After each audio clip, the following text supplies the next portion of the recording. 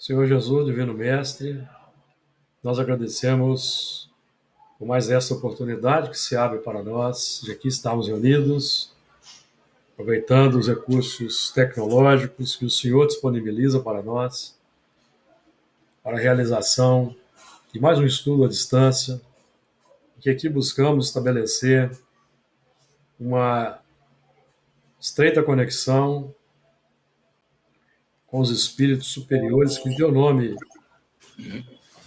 nome operam na Terra, ajudando-nos nos trabalhos da evolução, do progresso, a conexão também com a nossa casa, a Fraternidade Espírita Camilo Chaves, com os mentores do grupo que nos assessoram, para que esse trabalho também esteja conectado com os propósitos da instituição, em que temos a honra de militar, e que os trabalhos sejam proveitosos também para os espíritos lá albergados, matriculados nas várias atividades, tanto de trabalho quanto de estudo. Pedimos a Ti o amparo, a inspiração, a luz, que sejamos favorecidos por Tuas bênçãos de paz, compaixão e misericórdia. Que assim seja. Muito bem. Dando então continuidade ao estudo sistemático que estamos realizando às terças-feiras, hoje, voltando ao estudo do Evangelho segundo o Espiritismo, capítulo 4, nascer de novo. Ninguém poderá ver o reino de Deus senão nascer outra vez, a partir do item 14. Vamos lá então para a leitura. Mas quando o homem há morrido uma vez, quando o seu corpo, separado de seu espírito, foi consumido, que é feito dele? Tendo morrido uma vez, poderia o homem reviver de novo? Nesta guerra em que me acho todos os dias da minha vida, espero que chegue a minha mutação. Texto de Jó, capítulo 14, versículos 10 e 14, pelo que está registrado aqui. Na tradução, uma outra tradução diz o seguinte: quando o homem morre, perde toda a sua força, expira. Depois, onde está ele? Se o homem morre, viverá de novo? Esperarei todos os dias de meu combate, até que venha alguma mutação. E uma terceira: quando o homem está morto, vive sempre. Acabando os dias da minha existência terrestre, esperarei, porque a ela voltarei de novo. Só a título de curiosidade, vou buscar aqui na tradução de João Ferreira de Almeida, revista aí corrigida, para nós aqui vermos como foi feita essa Jó, capítulo 10, versículo 14, capítulo 14, versículo 10. Vamos ver aqui. Mas morto o homem e consumido, sim, rendendo o homem o espírito, onde então está? Mas morto o homem e consumido, sim, rendendo o homem o espírito, onde está? E o versículo 14: morrendo o homem, porventura tornará a viver? Todos os dias de meu combate esperaria, até que viesse a minha mudança. Como já foi dito antes aqui por Kardec, os judeus tinham uma ideia vaga sobre a reencarnação. E é por isso que essas questões aqui refletem mais uma indagação mesmo, uma dúvida, do que uma afirmação categórica. Então Kardec vai dizer, item 15, nestas três versões, o princípio da pluralidade das existências se acha claramente expresso, ninguém poderá supor que Jó haja querido falar da regeneração pela água do batismo, que ele de certo não conhecia. Tendo o homem morrido uma vez, poderia reviver de novo? A ideia de morrer uma vez e de reviver implica de morrer e reviver muitas vezes. A versão da igreja grega, ainda é mais explícita, se é que isso é possível. Acabando os dias da minha existência, esperarei, porquanto a ela voltarei. Ou voltarei à existência terrestre. Isso é tão claro como se alguém dissesse: saio de minha casa, mas a ela voltarei. Sim, aqui na versão grega. Aí nós teríamos que consultar. Eu até tenho aqui a tradução para o Esperanto do original hebraico, mas não está aqui comigo agora não.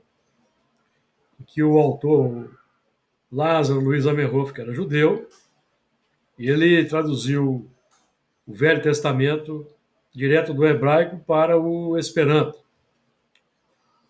E, obviamente, que é uma tradução mais isenta, mais pura. Acho que o Luiz foi buscar aí, não é, Luiz?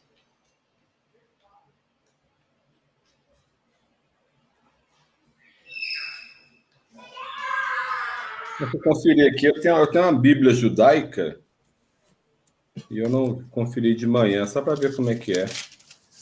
Certo. Não vai fugir muito disso aqui não, entendeu? Ah, não, também acho que não. Pode ir falando que eu vou procurando aqui. Tá certo. Nesta guerra em que me encontro todos os dias de minha vida, espero que se dê a minha mutação. Jó, evidentemente, pretendeu referir-se à luta que sustentava contra as misérias da vida. Espera a sua mutação, isto é, resigna-se. Na versão grega, esperarei parece aplicar-se preferencialmente a uma nova existência. Quando a minha existência estiver acabada, esperarei, porquanto a ela voltarei. Jó como que se coloca após a morte, no intervalo que separa uma existência de outra, e diz que lá aguardará o momento de voltar. E... Alguém quer fazer algum comentário sobre isso aí? Adir, Hernani? Senão não vamos em frente caminhando aqui com comentário Só uma coisinha, eu acho assim, Pode falar. só de ter a pergunta é que o tema persiste, né? Sim. Porque isso foi falado lá pelos gregos, antes pelos egípcios, pelos hindus, é uma coisa antiga, Sim. e que se tivesse definido, né, que não existia, ou demonstrado absurdo, eu acho que e Jesus teria fechado ali, né? Sim. A questão é que os gregos e os egípcios eram mais enfáticos Sim. quanto à reencarnação. Já os judeus são reticentes. Eles não têm a mesma mesmo entendimento mais aprofundado de gregos e egípcios. Embora a leitura do Êxodo, o versículo 5 de Êxodo, capítulo 20, na versão original de Moisés, cuja tradução para o Esperanto também está de acordo com o de São Jerônimo, traz muito clara a ideia da reencarnação, porque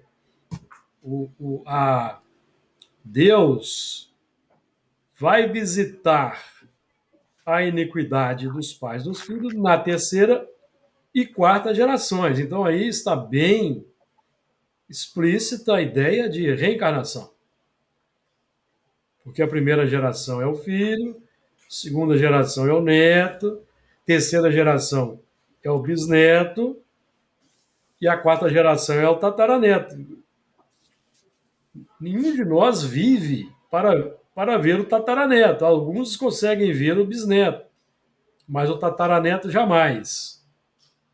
Então, uma maioria que não vive até a Uhum. existência do bisneto, esse bisneto pode ser o próprio espírito de volta. Já deu tempo. Com certeza o tataraneto, obviamente, pode ser. Porque, de um modo geral, nós aprendemos aí que aprendemos isso está no Evangelho segundo o Espiritismo, que o espírito geralmente reencarna no mesmo meio. Está no Evangelho segundo o Espiritismo. Ele reencarna no mesmo meio. Não há uma necessidade de uma, uma Uhum. alteração, uma necessidade de uma alteração muito intensa dessa do meio, até da família.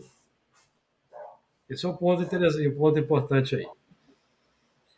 É, no versículo, conseguiu achar, Luiz? Eu achei aqui a Bíblia, mas ela tem uma tradução um pouquinho diferente ainda. Ele fala assim, no 14: se um homem morre, poderia ele viver novamente? Eu esperarei todos os dias de minha vida para que minha sorte mude. Então, assim, Aí já houve uma adaptação é, para a existência, que a sorte mude nesta existência. Então é. aí já houve uma interpretação. O tradutor aí interpretou. Se o tradutor, por exemplo, tem alguma prevenção contra a reencarnação, porque não é uma unanimidade entre os judeus, então ele vai ser tendencioso, que é o que aconteceu, por exemplo, com os tradutores da Vulgata Latina, os que traduziram da Vulgata Latina, de São Jerônimo, para as línguas nacionais. Tertuliano, por exemplo, confessa que ele fez adulteração. Uhum, Tertuliano é, confessa. uhum, Então, na Vulgata Latina, por exemplo, a preposição aí do texto de Êxodo é et in tertiam et in quartam, na terceira e na quarta. O Tertuliano, que traduziu, foi o primeiro que pegou, traduziu da Vulgata Latina e já alterou. Trocou a preposição, e tirou o em e pôs até. Então ele alterou o sentido. Então aí ele suprimiu a ideia de reencarnação, que até o terceiro século era unanimidade entre os cristãos a reencarnação, porque Jesus ensinava a reencarnação. A partir do século terceiro, com a adoção, adoção do cristianismo pelo Estado romano, isso foi sendo mudado. Por exemplo, e essa adoção do cristianismo pelo Estado romano foi um processo, não foi de. uhum. É, Para outra. O Constantino, ele não foi um elemento que resolveu fazer uma adoção do cristianismo como religião oficial de uma forma assim inopinada, não. Já estava havendo um processo de transição, de transição no Império Romano do politeísmo para um monoteísmo mais sutil. O que eu quero dizer com isso? O imperador, o imperador Aureliano, no século III, e no período da chamada anarquia militar, anarquia militar romana, que durou de 235 até 285, com a morte do É para o terceiro. Sétimo Severo iniciou um período de anarquia militar em que as legiões elas declaravam seus generais imperadores. Isso perdurou de 235 até 285.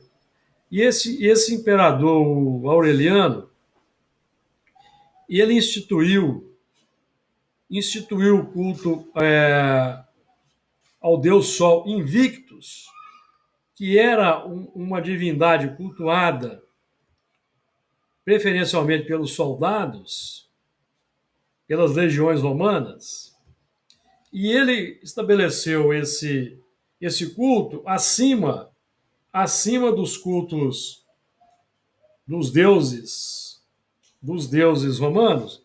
É como se fosse um deus que estivesse acima dos deuses romanos. Então é uma tendência. Qual que era o objetivo? Era uniformizar a religião no Império Romano, porque era um meio que esse imperador encontrou de dar uma unidade para o Império Romano, uma unidade religiosa. Então, quando Constantino... E ele estabeleceu a data para cultuar, a data anual para o culto ao Deus Sol Invictus, 25 de dezembro. 25 de dezembro. E depois Constantino inseriu aí o cristianismo. Inseriu aí o culto, digamos, a Jesus. Então houve um contexto, houve uma transição. E, evidentemente, que isso não foi bem aceito. Nenhum movimento, nem o outro foi bem aceito de princípio. Foi um processo muito lento. Então,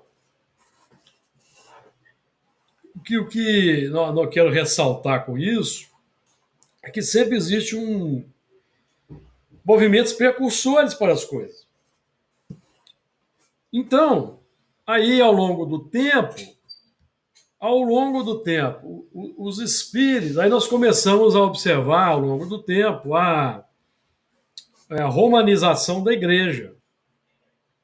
Não só por causa do próprio meio, por causa do império, mas também porque os espíritos dos antigos romanos, imperadores, os generais, ao se reencarnar no seio de um mundo dominado pela igreja, começaram então por um processo de atavismo natural, espiritual, começaram então a romanizar a igreja. Então a igreja cristã se tornou então igreja católica, apostólica, romana.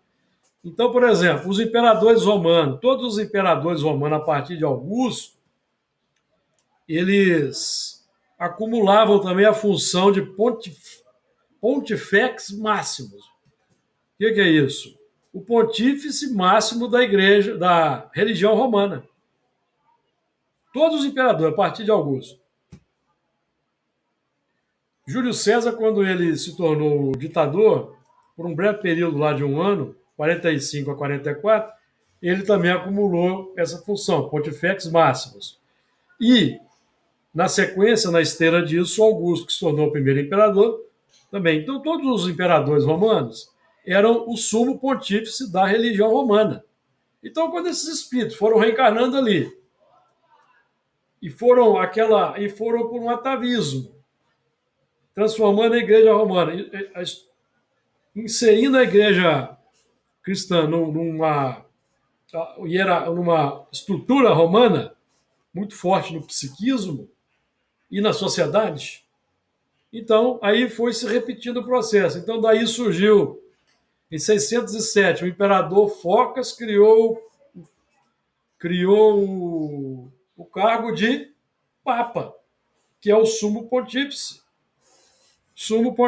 da Igreja Católica. Perceberam? Então, aí com o tempo, em 552, eles aboliram a reencarnação definitivamente dos dogmas. no concílio de, acho que Trento, 552, em que a imperatriz, acho que era Teodora, esposa do, acho que é Justiniano, se não me falha a memória, que era a antiga prostituta, com medo das consequências que a sua vida anterior de imperatriz teria nas vidas sucessivas, tanto instigou o seu marido, imperador Justiniano, que ele convocou um concílio para abolir a reencarnação. Aí foi 3-2 contra a ideia da reencarnação. Vejam que não foi unânime. Então, você achou. Então é isso aí. Esse é o texto aí que o Luiz trouxe. E alguém quer fazer comentário aí sobre o que já foi lido aí, Luiz? Não, dentro do que você está falando aí, esse histórico que você fez foi muito bom. Que a Igreja Católica, a igreja, ela foi adaptando, ela foi assimilando os cultos pagãos dentro do cristianismo, né? Para assimilar todo mundo. Então, por exemplo, você falou aí do sonho do Deus Invictus, né? Coincidindo com o nascimento de Jesus, né? Eu acho que a própria adoção de imagens, aceitar a imagem pela Igreja Católica, era também para favorecer um pouco, porque os romanos tinham esse culto, né, de imagem, né? Os ancestrais, e os deuses todos tinham imagens, né? Então também foi uma assimilação, né, dessa crença deles para ir adaptando todo mundo e acomodando, né? Sim. A turma toda ali dentro, né? Sim. Os atritos, Sim, pode falar. não, assim, os atritos mais graves gerou muita morte, né? Igual a reencarnação, o dogma sobre Jesus, né? Que Jesus era Deus, né? Isso matou muita gente, né? Sim. Porque era importante para a igreja, para a maioria, né? Que eram os líderes, houvesse esse pensamento, para que aceitasse, né, a religião, que Jesus e Deus era realmente Jesus, era a encarnação de Deus, né? Sim. E o curioso do símbolo do Sol, o Sol invicto, quer dizer, o Sol invencível, é que Emmanuel chama Jesus de o divino Sol das almas. Então, veja se não é já uma coisa sendo encaminhada para uma renovação. Bom, mais alguém quer comentar? Vamos avançar então aqui para o 17. Não, 16. Não há, pois, duvidar de que, sob o nome de ressurreição, o princípio da reencarnação era ponto de uma das crenças fundamentais dos judeus, ponto que Jesus e os profetas confirmaram de modo formal, de onde se segue que negar a reencarnação é negar as palavras do Cristo. Um dia, porém, suas palavras, quando forem meditadas sem ideias preconcebidas, reconhecer-se-ão autorizadas quanto a esse ponto, bem como em relação a muitos outros, que é o trabalho aí que o Espiritismo vem buscando fazer. Trabalho lento, um trabalho demorado, mas que vem contando já aí com, embora de uma maneira tímida, com o apoio da cientistas modernos, sejam aqueles do campo da psiquiatria, com a chamada regressão de vidas passadas, seja aí nas experiências de quase morte, que os neurocientistas têm estudado, e aqueles que são imparciais já realmente estão comprovando a realidade espiritual e, consequentemente, a reencarnação. E nós aí, então, estamos tendo provas extraordinárias também nos nossos trabalhos, modestos trabalhos mediúnicos lá do nosso grupo, e que nós estamos tendo, desde 2018, informações aí relevantes sobre existências anteriores de membros do grupo através de 3 médiuns diferentes. Como nós temos tido aí comprovações. E com espaço de tempo longo,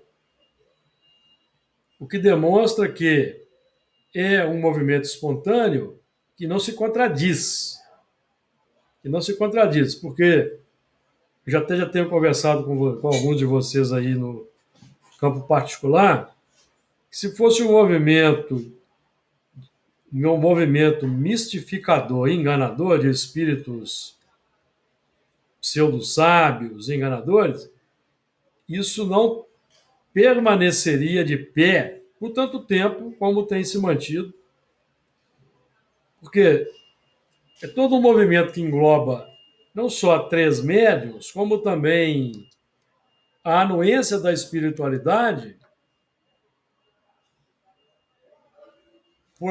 inclusive por médiuns, outros médiuns que não são esses 3 citados, e por sonhos que também têm ocorrido com os companheiros do grupamento. Então é um corpo robusto de comprovações, de provas que nós estamos obtendo.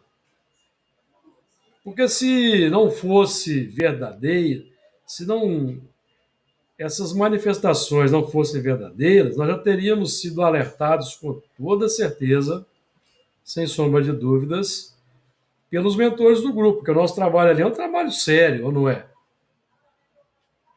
O trabalho nosso ali é um trabalho sério. O trabalho não é voltado para esse tipo de pesquisa. A pesquisa ela foi uma consequência do trabalho sério na pauta do que nós já trouxemos aqui, que consta no livro dos médiuns.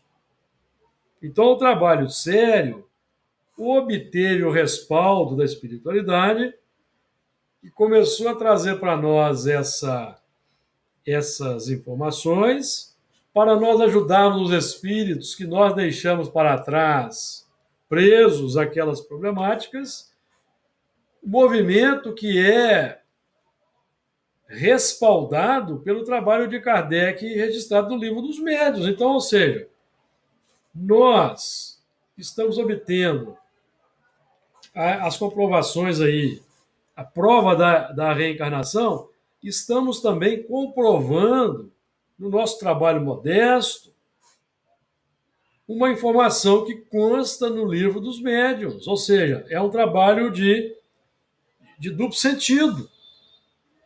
Então, nosso trabalho, vamos colocar assim, arredondando, tá? A fatura. Um trabalho nosso que é feito hoje, 150 anos depois do Livro dos Médiuns, confirma que está no Livro dos Médiuns. O que é extraordinário, não é? Por causa da seriedade dos objetivos do trabalho. Porque nosso objetivo ali, pessoal, qual que é? Crescimento do intelecto moral. Para que haja um crescimento do intelecto moral efetivo, precisa-se praticar o quê? O bem, a caridade e o amor, senão não tem crescimento do intelecto moral. E estudar e praticar, encarar a mediunidade com seriedade. Então, o coroamento é esse. O coroamento é esse. Então, além dos espíritos que nos orientam os trabalhos, estarem confirmando, inclusive quando a gente pergunta alguma coisa, eles têm dito que mais detalhes virão ainda. E olha que isso começou a ser dito Começou a ser dito em 2019, em 2019, quando nós assim achávamos que o processo estava por encerrar em 2019, os espíritos falaram que ia continuar. E de fato continuou e se tornou até mais pujante durante a reunião virtual. Você lembra disso, Luiz? Durante a reunião virtual, porque parece, o que me parece, eu não sei se o Luiz vai concordar com isso, o Luiz estava presente, o Hernani não conseguiu estar presente, não foi, Hernani? Me parece que o ambiente familiar, porque cada médium na sua casa, parece que o ambiente familiar favoreceu uma acentuação desse trabalho. É o que me parece. Então, quando a gente analisa o período, foi 1 ano e meio aproximadamente de reunião virtual,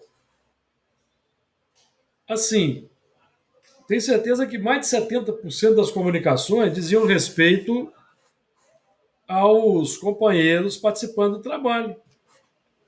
Foi Inquisição, foi escravidão, foi Império Romano, que foi ali o foco. Os espíritos que foram vítimas começaram a emergir também. Porque o objetivo é esse, é ajudar esses espíritos que ficaram pelo caminho. O objetivo não é falar que foi fulano, foi ciclano, não. É trazer aqueles elementos que sofreram a nossa atuação e que ficaram com marcas, não conseguiram resolver aquilo,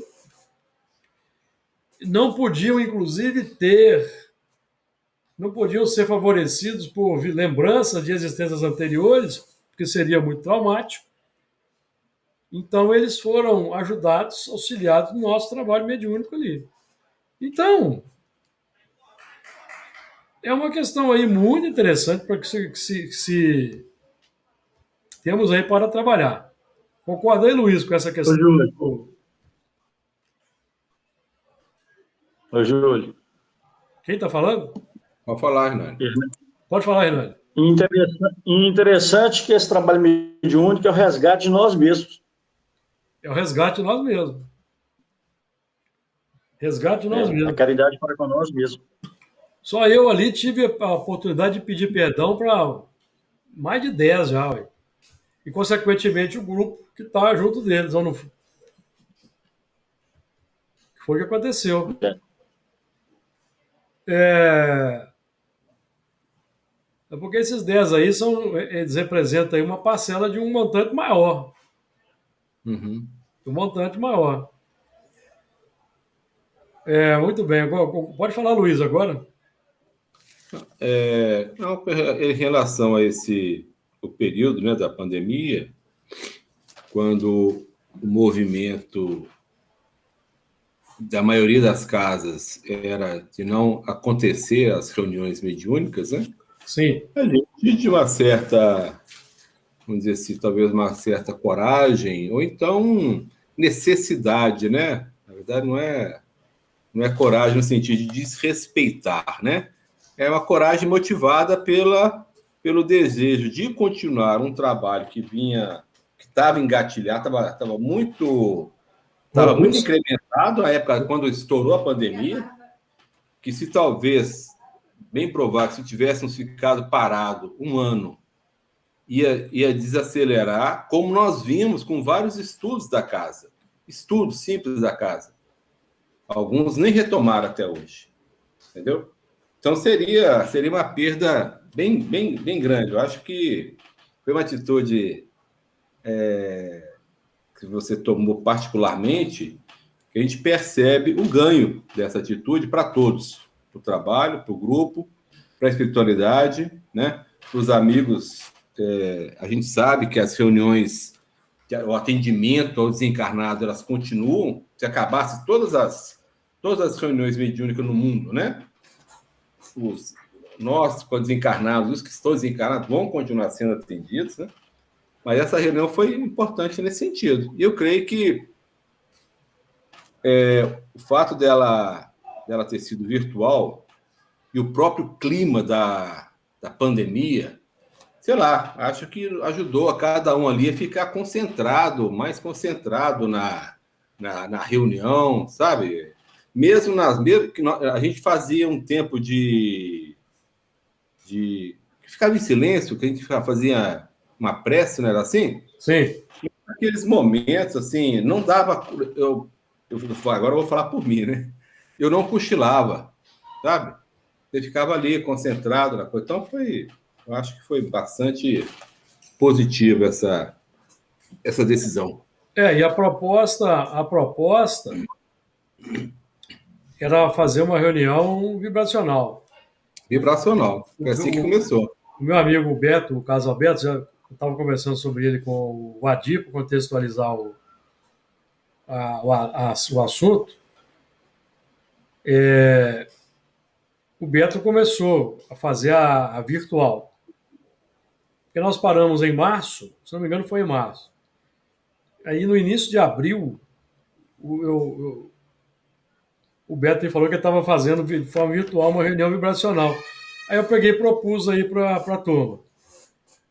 Mas eu achava que seria uma reunião vibracional. Mas aí a Paula foi a primeira médium que. Foi. Foi a primeira médium. E o primeiro espírito, não sei se você se recorda, foi aquele romano que foi ligado a mim. Foi o primeiro espírito que ele citou aquela batalha, citou aquela estratégia. Foi o primeiro. Aí nós continuamos. Falamos, não, então vamos continuar. Os médiums, então. E foi assim, foi extraordinário, porque quando nós. De vez em quando aparecia algum palestrante, algum espírita fazendo palestra que não se pode fazer reunião mediúnica de forma virtual. Aí eu falei, nós vamos para um Umbral, todo mundo aqui do nosso grupo vai para um Umbral. Mas por quê? Por que foi possível? Porque o grupo era um grupo maduro. Os médios eram seguros. Porque não foram todos os médios, vários não conseguiram participar.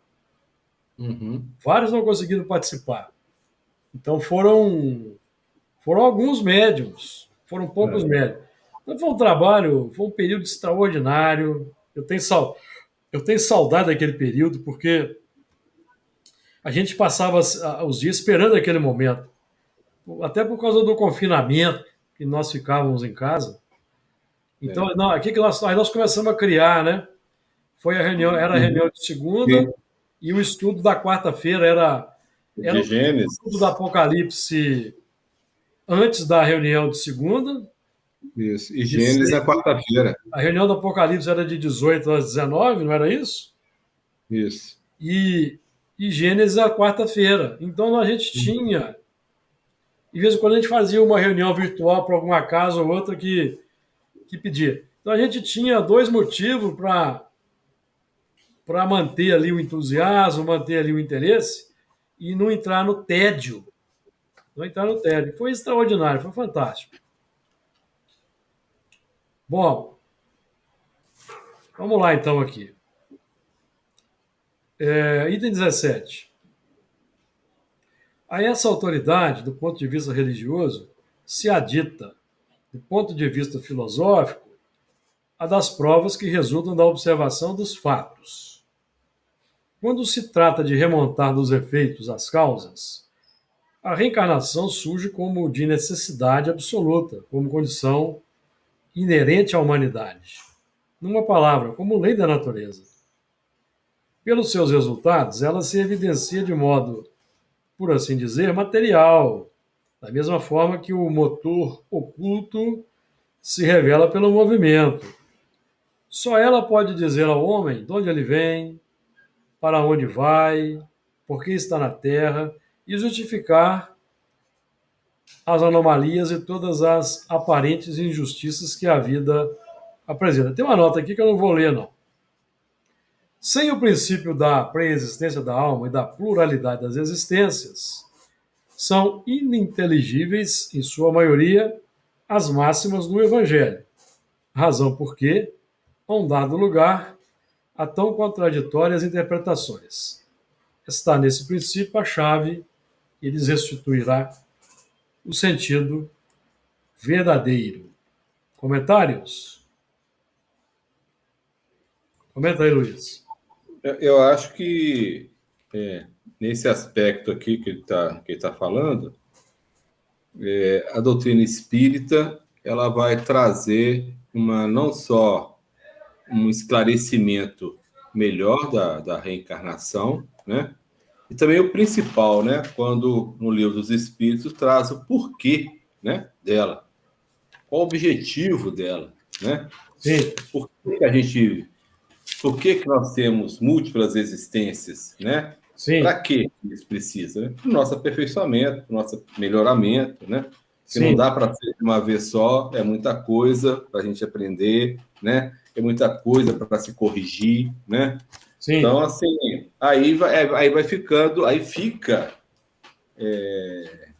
bem mais fácil de você entender a sim, lógica e a razão. E sim, também aí você entende a misericórdia divina, o amor que ele tem, né, pelos seus filhos, a oportunidade que ele está sempre dando, né? Então sim, fica esse quando chega quando o livro dos Espíritos nos traz as explicações do porquê, né? Então fica mais fácil, né, de sim, compreender. Esse esclarecimento é só na doutrina espírita, né? Os outros, eles acham que estão passando uma temporada aqui e acabou. É. sim. O que mais aí? Realmente é a única que nos Sim, traz esclarecimento. e tirar o viés da punição, né? A doutrina espírita tira o viés da Sim. punição, né? Deixa, e Você não deixa vê. bem claro aí que ela, não é, ela é inerente à doutrina. Ele fala da humanidade, Sim, né? Ele não cita que isso é um princípio espírita. sim, Ele cita como, né, a reencarnação sendo como objetivo da humanidade. sim, É por isso que Jesus fala com Nicodemos, né? Que você não pode ver o reino do céu se não nascer de novo, né? Então, sim, ele está falando que é um processo, né? E não é uma vez só, não, são várias vezes, né? Nascer e renascer, né? sim. O que mais aqui comentar? Que eu estou procurando aqui um.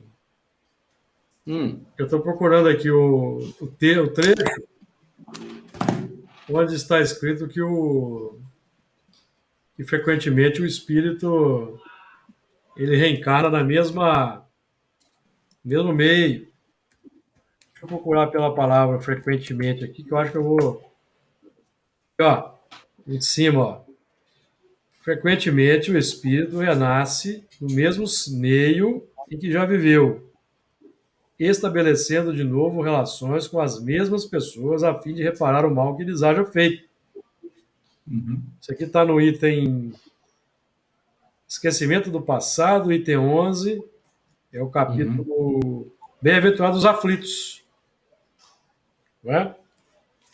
Bem-aventurados os aflitos, que é um tema aí que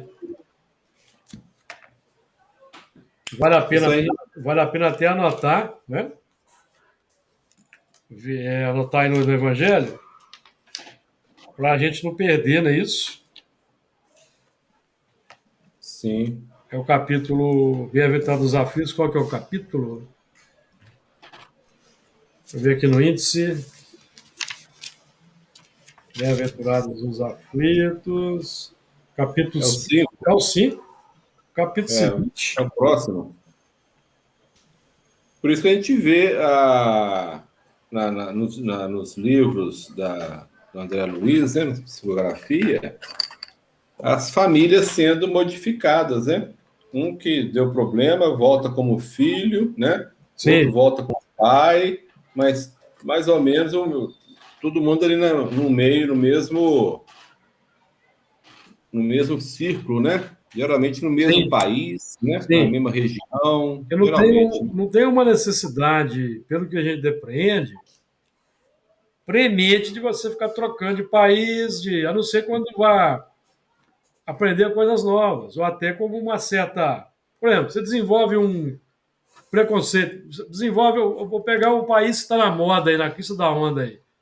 Você desenvolve um preconceito irrefletido, irracional, por exemplo, pela China.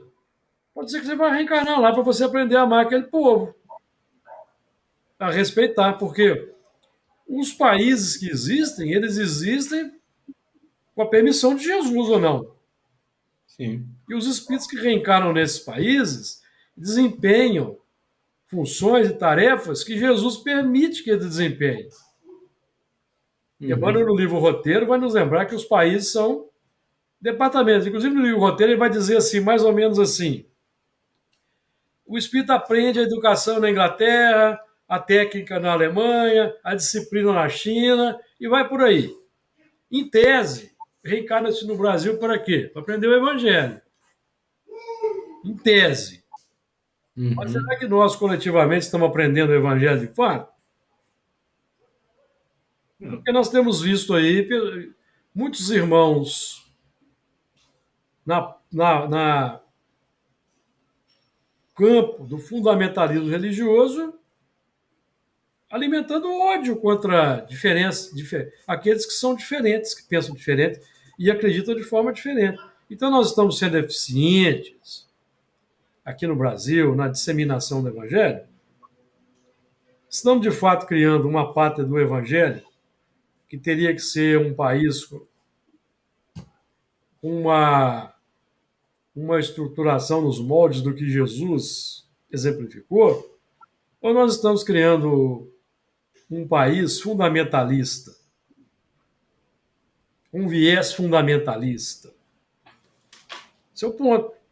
É um questionamento válido. Nós não temos dogmas em espiritismo. Não existe o dogma pátria do Evangelho. Existe? Não.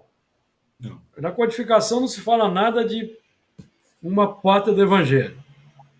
Isso surgiu aqui no Brasil, por meio de médios respeitáveis, sim, Chico Xavier e outros. Mas nós vamos agora aceitar tacitamente e não vamos fazer críticas pertinentes, porque nós vamos temer desagradar os espíritos, chatear o Emmanuel, chatear todos os outros. Não, isso não é um posicionamento crítico espírita, não. Porque, por exemplo, eu considero o seguinte, tomando aqui a questão 930 como parâmetro, qual é a resposta que os espíritos dão lá? Uma pátria organizada segundo a lei do Cristo, ninguém deve morrer de fome. Então, a pátria do Evangelho legítima, um país organizado segundo a lei do Cristo, ninguém deveria morrer de fome. Então, a pátria do Evangelho tem que ser, no mínimo, uma pátria sem as desigualdades sociais que vemos no Brasil. Teria que ser um país mais solidário, um país mais igualitário.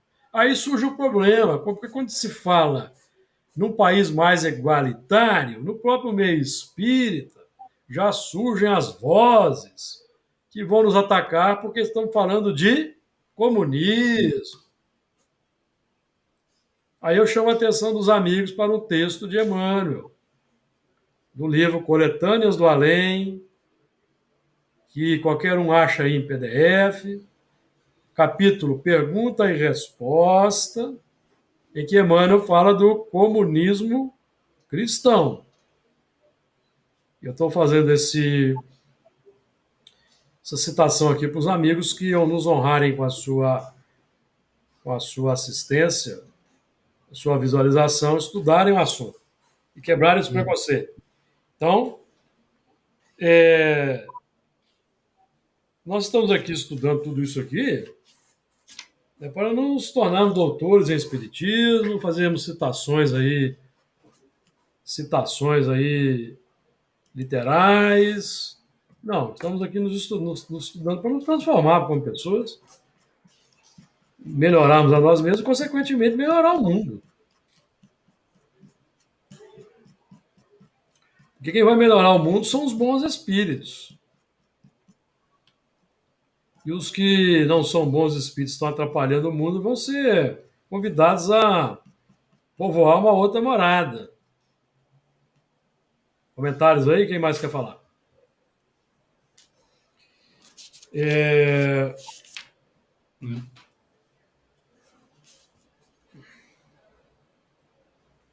A Dia quer falar alguma coisa aí?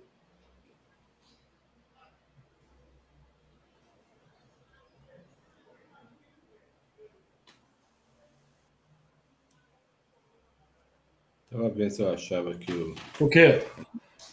Não, esse texto do Emmanuel, achei que eu fosse achar aqui, mas não achei É rapidamente. Coletâneas do Além, capítulo Pergunta e Resposta.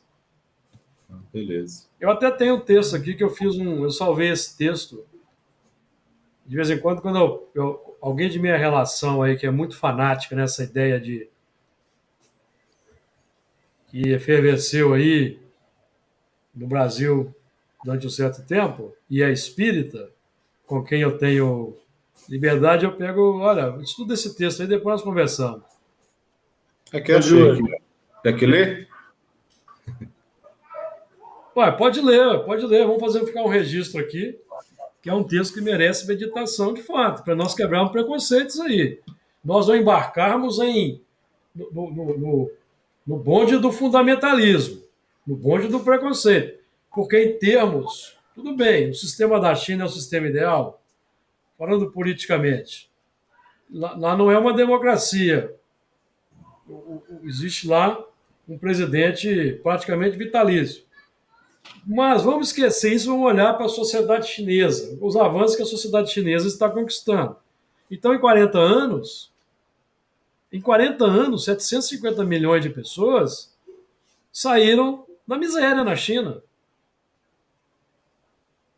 É um número espantoso. 750 milhões de pessoas representam 3 vezes mais a população do Brasil. Uhum. Qual o progresso que nós aqui realizamos em 40 anos? Social. Retrocesso. Então, quando você vai estudar o que está acontecendo na China, porque nós temos lá, as pessoas embarcam naquela questão americana. Tem muita gente que ainda está enamorada pelos americanos. Tem os americanos como sendo os polícia do mundo, que vai consertar o mundo. E não fazem um estudo mais aprofundado dos nossos irmãos ali. Eles vivem sérias dificuldades hoje lá, no campo político, inclusive. Inclusive, a mesma ameaça que pelo qual o Brasil passou de ruptura institucional nos Estados Unidos da América. Uhum. Então, pode se instaurar nos Estados Unidos da América, houve uma tentativa e ainda corre esse risco de instaurar-se lá uma ditadura nas próximas eleições. Estou fazendo aqui um estudo sociológico aqui, amigos. Sociológico. Então, o mundo vive o mundo vive um grande problema, que é o problema da transição de fase, de expiações de prova para a regeneração. Que as velhas forças retrógradas estão aí tentando manter o mundo no atraso, no retrocesso, voltar no tempo. Vamos lembrar. Ô, Júlio. Só vou terminar com uma frase que é do próprio Emmanuel, que define que a democracia surgiu na Terra, nasceu na Terra, oriunda do coração amoroso de Jesus para beneficiar os homens. É aí que a democracia tem origem no coração de Jesus. Palavra de Emmanuel. Quem foi que me chamou aí antes do Luiz ler? Hernani. Foi eu. Fala aí, Hernani. Foi eu. Quando você fala do comunismo cristão, as pessoas não entendem. Olha há quantos séculos se fala isso aqui, né? E o pessoal fica falando da pátria do evangelho. Quando fala, tive fome e me deste de comer, tive sede e me deste de beber, estive nu e me vestiste. Essa é a regra de conduta. E aí? Sim. Não se aplica isso? Como que pode ser considerado um país do evangelho? É um projeto respeitável? É um projeto respeitável, mas ainda não. Está longe. Não, está longe. Isso aí, todo mundo que Está estuda. muito longe. Todo mundo que estuda um pouco, que pensa, que raciocina. Quando nós já analisamos aqui exaustivamente as condições que Santo Agostinho define para o mundo de regeneração, é que define uma verdadeira pátria do Evangelho, quando se olha a estrutura do que Santo Agostinho está dizendo. Então nós ainda estamos caminhando. Pode ler, Luiz. Nós vamos encerrar o nosso estudo com esse texto de Emmanuel. Falou. Semana que vem a gente entra na próxima, né, do laço de família, né? Laço de família. Sim, sim. Aqui, ó, é a questão 54. Como devemos encarar o comunismo cristão? O comunismo, em suas expressões de democracia cristã, está ainda longe de ser integralmente compreendido como orientador de vossas forças político-administrativas. Somente serão entendidas as suas concepções adiantadas à luz dos exemplos do Cristo, quando reconhecerdes que o Evangelho não quer transformar os ricos em pobres, e sim converter os indigentes em ricos do mundo, fazendo desabrochar em cada indivíduo a concepção dos seus deveres sagrados em face dos problemas grandiosos da vida. Comunismo ou socialismo cristão não podem ser a anarquia e a degradação que observais algumas vezes em seu nome, significando, acima de tudo, a elevação de todos dentro da harmonia soberana e perfeita. Quando o homem praticar a fraternidade, não como obrigação imposta pelas justas conveniências, mas como lei espontânea e divina do seu coração, reconhecendo-se apenas como usufrutuário do mundo em que vive, convertendo as bênçãos da natureza, que são as bênçãos de Deus, em pão para a boca e luz para o espírito, as forças políticas que dirigem os povos nortear-se-ão sem guerras e sem ambições, obedecendo aos códigos de solidariedade comum. Semelhante estado de coisas, porém, nunca será imposto por armas ou decretos humanos. Representará o amadurecimento da consciência coletiva na compreensão dos legítimos deveres da fraternidade e somente surgirá no mundo por efeito do conhecimento e da educação de cada indivíduo. Emmanuel. É um texto em perfeita sintonia com Allan Kardec, a codificação. Quando ele falou de educação aqui, eu lembrei do Kardec, né? Da educação moral, né? Inclusive das questões de solidariedade aí, que é um eixo do Livro dos Espíritos, inclusive, que fala abertamente em que a sociedade deve... o que deve fazer o velho que não tem condição de trabalhar? Questão 1085A. O que está escrito dito lá? Que a sociedade tem que fazer o papel da família. A questão 916, é 888, em que os espíritos dizem lá que os necessitados não podem estar à mercê da boa vontade de alguns, então tem que haver uma política, um sistema estruturado para ajudar essas pessoas. Então, nós ainda temos um longo caminho para implantar aí na Terra um sistema condizente com o coração de Jesus. Aí nós vamos poder declarar alto e bom som que esse local aqui é a pátria do Evangelho. Mas o objetivo é transformar todo o globo. Na pátria do Evangelho. Só lembrar não é a pátria da religião. Nós estamos estudando isso no Apocalipse. Do que está estudando no Apocalipse agora 21, versículo 22, capítulo 21, que lá não vai ter templo. A Nova Jerusalém, 22, ó. E nela não houve templo, porque o seu templo é o Senhor Deus Todo-Poderoso e o Cordeiro. E nós, inclusive, citamos no estudo depois que na Revista Espírita, Kardec registra uma mensagem que o Espírito diz que no futuro deixará de haver religiões, como as religiões atuais. Mas então que uma será necessária, aí ele cita o Espiritismo. Mas essa religião, o papel que o Espiritismo vai ocupar nesse futuro é da religião natural e não da religião institucionalizada. Uhum. Porque Emmanuel está falando aí no bojo desse texto da religiosidade natural. A religiosidade natural. Então, o que Emmanuel está dizendo ali, expressando, é a consequência da religiosidade natural que vai vigorar nos corações. Uhum. Muito bem. Comentários finais? Não, beleza. Quem quer falar mais alguma coisa?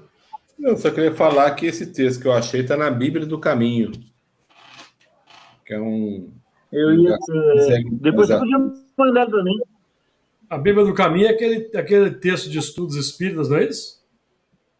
Tem vários lá. Lá você encontra uma série de coisas. Mando sim. Bíblia do Caminho é um site, é um PDF, o que é na prática? É um site. Eu não sei se é um aplicativo. Não, acho que tá. Chama aqui, ó, bibliadocaminho.com. Não, ele é um site, ele não é um aplicativo. Ele é um site. Ele é um site mesmo, eu já abri também. Eu já abri uma vez, mas eu pego não algumas lembrava coisas mais também. dele. Aí tem várias coisas lá. Você encontra texto do Chico Xavier, Kardec. É um bom lugar para pesquisar. bibliadocaminho.com. Bíblia do Caminho, isso. Falou? Eu abro os textos lá de segunda-feira mesmo. Foi lá que eu achei. Muito bem, então. Então vamos lá. Nosso tempo está esgotado.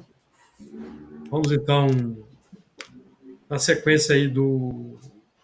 Ô Luiz, você que faz a prece hoje, semana que vem. Na semana passada era você. Sim. Então hoje você faz as honras, por favor, da prece de encerramento. Sim, senhor. Com muito prazer. Vamos agradecer pela oportunidade de aqui estarmos mais uma vez entre amigos, reunidos buscando a compreensão do Evangelho, né, que Jesus nos deixou, e que a doutrina espírita vem nos facilitar a compreensão. E que essa compreensão possa, para cada um, ser um ponto de fortalecimento para a implementação das mudanças tão necessárias para cada um, para que cada um de nós, com essas transformações de si mesmo, possa contribuir pela melhora da humanidade, né? Que tanto nós percebemos que está em dificuldade, mas ela carece também da nossa participação. Agradecemos, Senhor, mais uma vez por esse estudo.